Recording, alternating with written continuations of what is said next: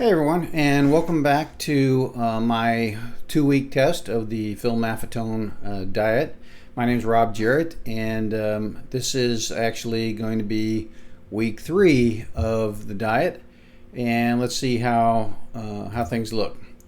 When we started off, the first idea was to run a 2-week test using the low carb, low sugar approach, and there's, like we said in the first video, there's numerous ways you could look at this. Atkins and others have done variations on this theme. So after week 2, which is what Maffetone kind of talks about as being the reboot period, and other programs call it the ingestion period, where you're getting ingested into the diet, things like that. It's like, okay, how did it go? And I brought up some characteristics or qualities that I found to have happened: improved morale, alertness, decreased hunger, decreased weight, decreased acid reflux, GI distress, and better sleep. And I talked about what I'm calling the 5 and 2 sustainability plan, which is, it's like, all right, once you get into this thing where you've had no sugar and no carbs for 2 weeks, it's like, how sustainable is that? Is that something that, you're going to fall off the wagon because it's just not feasible, and then yo-yo, pick the weight back up and go down, and pick it up, go down, which isn't good for you. At least everyone consensus seems to think that's not good for us, right? So I wanted to kind of review where we were at the end of the 2 weeks, and then what happened in the 3rd week, because part of what I want to do is find a methodology that is actually sustainable. So I'm going to hide my ugly mug here, and we're going to move into the next slide here, where we're going to talk a little bit about the Maffetone diet. I provided the link. Actually, I think I needed to put that link in there, but you can see what it is. It's the real creative, philmaffetone.com will get you to where you want to go. And there's this 2-week test, and there's all sorts of menus and information. It's obviously they've taken this concept and built on it, and so let's sort of talk about where we were at the end of last week. You may recall that I started off, I went back and I got some October of 2020 data when I was getting ready to do a quarter distance, or I should say an Olympic distance triathlon. And I had tracked my blood pressure, and I didn't have the glucose numbers, but as I mentioned before, on my weight and glucose, I kind of had some numbers from historical trends. Over about a 10-year span, I was able to track, let's go ahead and see if we put a little mark here. I was able to track my weight for the better part of a decade or more, and it was 195 plus minus 3. So that became my benchmark. The 100 glucose level is, the pre-diabetic range, and as an aviator, that was, I couldn't be pre-diabetic. I didn't have my numbers from that time frame because this was after I had retired, and I wasn't really tracking it all that closely. But I did do some blood pressure checks for whatever reason. And so the stuff in purple are actual readings. The stuff in red was, kind of artificial numbers. Well, so based on that, I created a template, a reference of what I wanted to accomplish. So I want to get back down at least to that 195. Maybe someday I'll get lower than that, but 195 would put me back where I was. The 120 over 80 and 75 resting heart rate, just kind of standard industry standard numbers, so that we can plot them against what I'm actually doing and see how I'm comparing. Some people consider this to be too high. The modern thinking is that even this is too high, but I'm in my 50s, and 120 over 80 has been that way my whole life, right? And then I put in the 100 benchmark. So based on these red numbers, when you look over on the charts to the side here, everything in red represents ranges that come out of my reference stage here. Over on the right, I started tracking my results during the first 2 weeks. Well, I started off with my weight, which was 208.8, which was just uncomfortable, and I don't want to even get into it. But I recorded it, and then the scale I had was crap, and so all this data for the first week was kind of garbage. And I stumbled on my heart rate monitor and my glucose meter, so I started tracking it here about 5 days into it, and kept track of it all along. For some reason, I didn't get the glucose on these days, so I just carried it forward. Okay, so everything in purple was actual numbers. So when we looked at it last week, this is kind of where I was going. The general weight trend was down. I'd lost 10 pounds over the period. My blood pressure was staying low. As we mentioned in the previous video, the thing we're concerned about there is for people who are sensitive to salt. My diet probably increased its salt intake. I've never been particularly sensitive to salt for blood pressure, so I wasn't too worried, and you can see that it's tracking along. This was I woke up at a bad cycle, and I always do this first thing in the morning, and if you have a bad dream, or if you just come out of it, wake up one of those mornings where you're just kind of really not in the right spot, you can have a little bit higher pressure, and you can see that example there. So this is how I was looking after the 2-week test. So, okay, where do we go from here? Do we just go back to the way I was, or do we actually see if we can continue this? So I talked about last week going into at least 2 more weeks of what I call the 5 and 2, which is 5 days from basically from Sunday evening through Friday lunch. I'm going to adhere to this diet, and then from Friday evening through Sunday lunch, I'm going to, quote, eat normally. And by eat normally, I mean, if we're out to dinner and, there's something that has some breaded, let's say, I just had lasagna last night, right? Okay, there's carbs and sugars in lasagna, but I didn't have the sweet tea, right? So even on the weekend, I'm not saying I'm going to go whole hog and just suck down everything. The idea is to be able to eat the foods you want to eat, and not regain so much weight or so much clutter in terms of your alertness and all that the next week you can't catch up, so to speak. Now, we don't want to yo-yo our weight, but the body is a pretty remarkable thing. If you eat bad for 1 day, it's not going to kill you. If you eat bad for 2 days, right? But if you eat bad for a week, diet for 2 weeks, eat bad for a month, diet for 3 weeks, then that significant changes is probably not healthy for us, that yo-yoing of weight. So what happened is I came out of last weekend on Monday morning. I had gained, over the weekend, I had gained about 1.2 pounds. It's like, okay, I lost 11 pounds over the 15-day trial run. A couple of the days along the course, my it wasn't like my weight was always downward. 201.4, 0.2, 201, jumped back up to 202, right? A whole pound increase in just 1 day.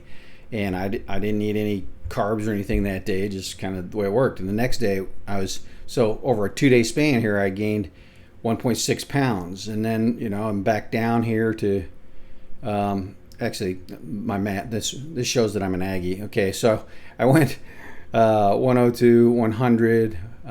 So I jumped back up a pound, and then I dropped back down, and then I continued my trend. And then here I jumped up again, right? So you can see, not every day you're going to go down on this diet. No telling what happened. But the good news is after about 14 or 15 days, I started to drop below the 200 mark for the first time in a long time, and in a consistent manner, right? It was, first of all, below 200 for the first time in a long time, period. It's been months and months and months since I've been below 200. And now I'm starting to see, consistently. Well, then I hit the weekend somewhere. So here's the weekend days. You can see right here.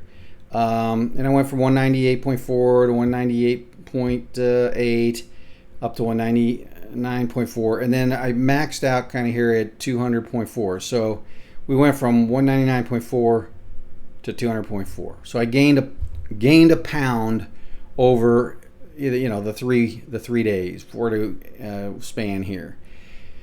When I came off of the Sunday, I peaked here again, and so Sunday night I was, quote, back on the diet.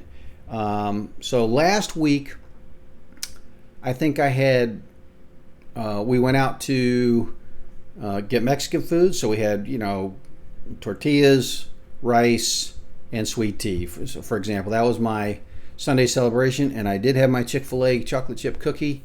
And, over that weekend, I don't remember my exact diet, but we had a couple of things. It seems like Saturday night we had spaghetti or something like that, and then Sunday we had Mexican, and I had my chocolate chip cookie, right? So I end up gaining, a pound, 2 pounds from my low point here, over a couple of 2 to 3 day period, which straddles the weekend.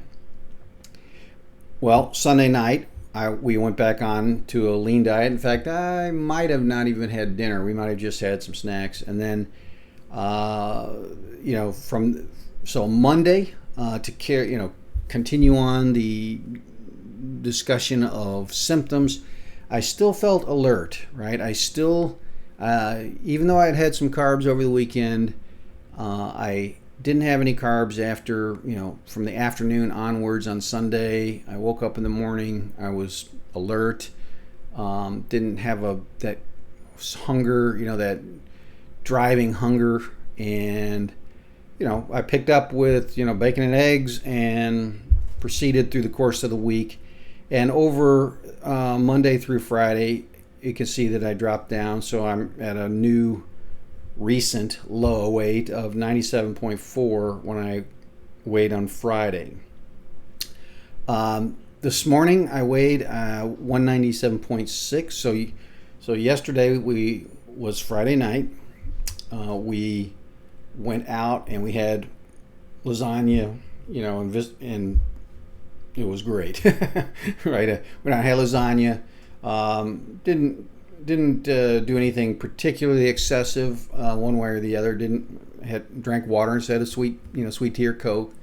Had some French bread, that sort of thing. And so it's pretty typical. I gained 0.2. Now, I don't know if that was exactly due to the lasagna or if the combination of everything. The point is, I had a little bit of carbs. We're here on the weekend, so it'll be interesting to watch and see. Today I had some Chinese food that had rice, and of course the sauce has a little bit of sugar in it. But I didn't drink any sweet tea or any Coke or anything like that. Just I had General Tso's chicken which has some carbs and sugars, not a lot. This evening, I don't know what we're going to do, but tomorrow we'll probably have bacon and eggs for breakfast, and then going into lunch, I don't know what we're going to do for lunch, but then that's sort of the end of the free chicken, and we'll go back tomorrow evening onto our 4th week of the experiment, the 2nd week of our 5 and 2 experiment. And we'll take a look. So now let's come over and just take a look at the trend lines here. They're a little bit longer. You can see that's where I was rose back up just a little bit. Here was the weekend time frame. And so this week I'm converging back down. So this morning I was up 0.2. We'll see how this trend happens over the next week. I expect, I don't consider this to be yo-yoing. This amount here where you go from here down a little bit, up a little bit, down a little bit. I don't know what the medical people consider, but I spent 10, 15 years at 195 plus or minus 3s. And I was able to regulate, if I was above 195, my rule was I eat less. If I was below 195, I just ate whatever I felt like. and I kept myself at that 195, and I wasn't getting fatter. I wasn't doing anything exceptional on the fitness, specifically, trying to do fitness for weight loss or anything like that, right? Just good monitoring of the weight and reasonable physical activity. And I was, walks, the occasional bike, the occasional run, that sort of thing. Nothing super regimented, certainly not over a 10, 15-year span. So the trend continues in the right direction. I expect to see a little bit of an uptick on the weight on the weekend. But what we found here is, if you look, I peaked out on Monday at 200.4, and I'm down to 197.4 on Friday morning, so a 3-pound loss. So my sort of mental philosophy is on this 5 and 2 approach is, if I gain 1 to 1.5 pounds on a weekend, I can make good that 1 to 1.5 pounds over the course of 5 days, and bring myself down 2.5 to 3 pounds in a week. And sure enough, this week it was 3 pounds. So that's what I want to test is, even though it was very rewarding to lose the 10 pounds fairly quickly, I think my long-term weight goal is going to be 185. For right now, my interim goal is get back to where I was, right, 195. So what I'd like to see is, let's in this experiment, is that I don't pick up more than a pound or a pound and a half. So still be like 199-ish, or maybe a little less come Monday morning. And then from there, see if I can, take 3.5 pounds, whatever, off, and maybe not next week, but maybe the week after, get down to the 195. So the goal is to not gain more than, let's say, about 2 pounds per weekend, and to lose 3 pounds or more per week, weekdays, and keep that 1 to 1.5 pound, 2 pound trend down over time. Once I get to 195, the goal will be, I'm going to start introducing some weight training again. Right now I've been focusing on running and biking and walking.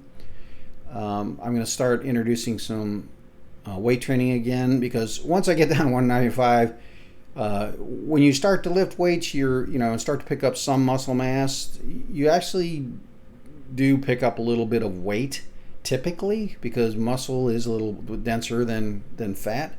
But in the long run, if you have the more muscle mass, it tends to consume fat. So it will help with the downward trend by strengthening up a little. I'm not looking to bulk up dramatically, but get back in.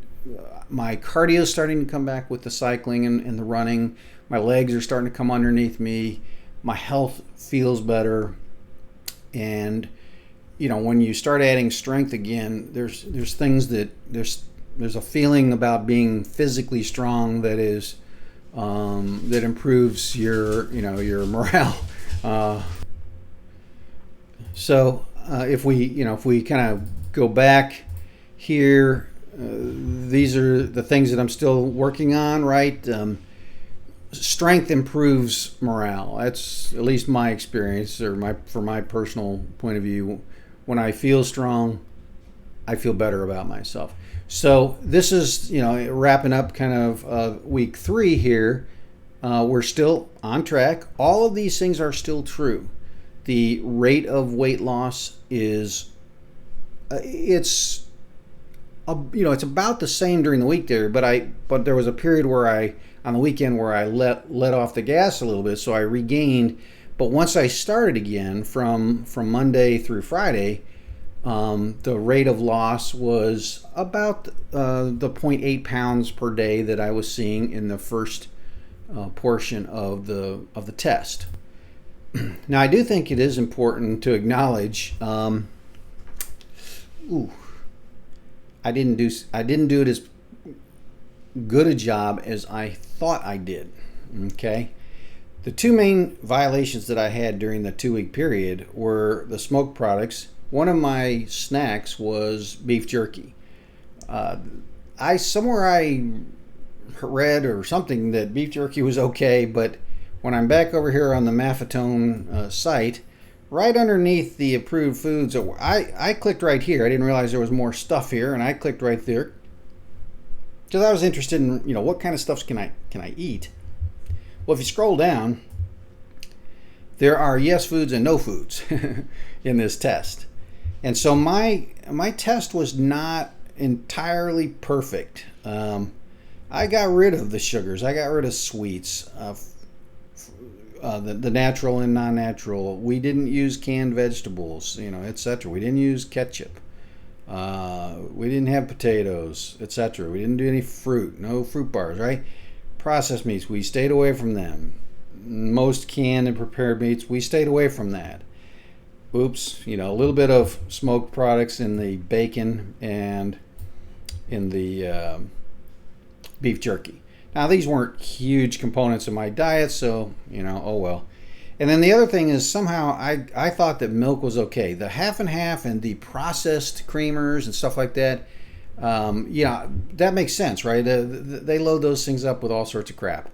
But I had thought that milk was in the approved list. So here I was going along, replacing, you know, milk for sweet tea or something like that, thinking I was doing a good job. And I was, you know, I was violating the rules, so to speak. With that said, you know, even though I screwed up the first 2 weeks, the only question I would have is, you know, if you're trying to, quote, reboot the system, did those minor violations, did they deny my body the chance to fully reset? Did I simply get, you know, did I get the full effect of the Maffetone reset? Is there some physiological shortcoming that my body never got the switch flipped, so to speak? So I'm still really in the carbo loading phase of life, right? And I never got over to the fat burning phase because I had these two defects in my first 2 weeks. I don't know the answer. I know that in terms of all the things that they talked about, what the diet's supposed to do, what the 2-week challenge is supposed to do, it largely satisfied all of them. So I suspect that the amount of smoked stuff that I had, you know, I had a handful a day, 3-4 days of beef jerky for a snack, right? It's not like I ate, you know, smoked brisket every day of the week. So I don't know what impact that had, but I can tell you without a doubt, in those first 2 weeks, even with those 2 violations of milk and smoked products, the milk would have been the larger of the 2 violations, because I use milk to rehydrate after fitness events. It's great for rehydration. So I still got the increased alertness. I still felt a noticeable change in the hunger. I still lost a significant amount of weight. The acid reflux has, you know, almost, 3 weeks into it, I still haven't had any acid reflux again since then. GI distress, just generally speaking, things are, you know, much better, and I continue to sleep well. The trends are good on blood pressure, blood sugar, resting heart rate, that sort of thing. So I think the 5 and 2 is going to work, where I can I can control the weight during the week, allow for a little bit of, you know, liberty on the weekend. Again, not going, you know, whole hog, but if you can't ever eat anything you want to eat, that diet's going to fail. So at least my expectation is that it will fail. So I'm going to upload this. You know, if you like what I'm putting out there, if it's helpful, I am going to do some of the menu stuff here. I just haven't had a chance to do it. But the reason for doing these types of videos first is actually to let you see hopefully that a normal person, and by that I mean I'm not a vegan, right? I don't like lots of different vegetables, and I'm not a steak and potatoes only kind of guy, but I don't like a lot of exotic foods. And the question is, can you sustain it? It's like I don't like red wine, so I don't have, to me it's like if you say I can't drink something that's got carbohydrates or sugar in it, that means basically water, right? Water and milk. Everything else has something in it, and I don't like alcohol, right? So certainly, there's just the question is, could like a normal person do this and stick to it, and see the results that the whole purpose of this is to improve some aspect of your life, whether it's your weight or your alertness or whatever. So I'm one of those people that is not. I'm picky about what I eat, but I'm not. It doesn't matter. I can eat the same meal every day, right? I'm not the kind of person that has to have a massive variety of food to be happy. But I don't like. I'm not the most experimental type person when it comes to food, and so it's pretty easy to feed me.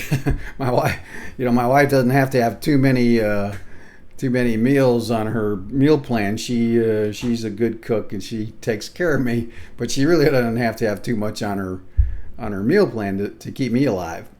And so, can somebody like that who doesn't like a lot of different vegetables, is there enough out there? Is there a way to do this diet and maybe sustain it when an awful lot of my diet previously was carbohydrates, right? The vegetables, like, okay, I didn't really change my vegetable intake at all because I didn't eat most of that stuff anyway. I eat broccoli, green beans, lettuce, cucumbers, right, carrots, stuff like that, but I don't have a wide repertoire of stuff. So that part was relatively easy for me to deal with.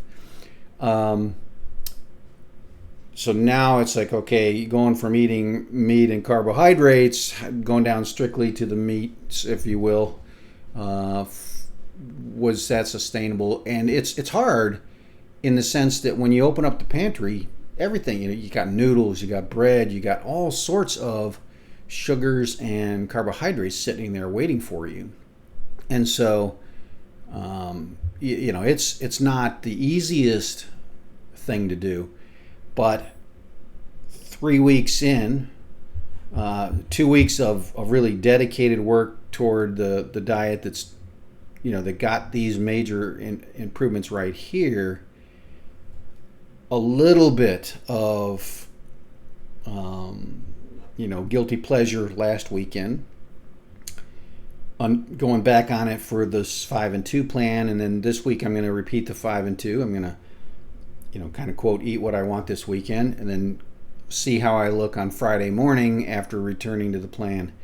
I'll do week 4 and we'll see if the trends continue, and hopefully they do, because if that's the case, I feel pretty confident that the 5 and 2 is sustainable to me. I might end up being at 5.5 to 1.5. In other words, I might have to go all the way till Friday evening, for example, and only have Saturday and Sunday through lunch as my cheat days, if you will. I don't look at it as cheating. I think it's if it's going to be a sustainable plan, it can't be considered cheating. It just got to be part of life, right? An enjoyable part of life.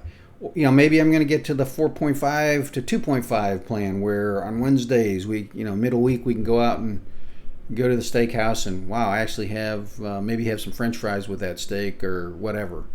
So I don't know exactly the ratio, but right now we're working on this Friday evening dinner through Sunday lunch is our quote 2 days of eat what you want kind of thing, and then the other from Sunday evening till Friday lunch will be the adherence to the plan, if you will. So I'll be back next week, let you know how things are going, And if you like the video, like and subscribe, all that kind of stuff. So thank you very much for taking the time to watch.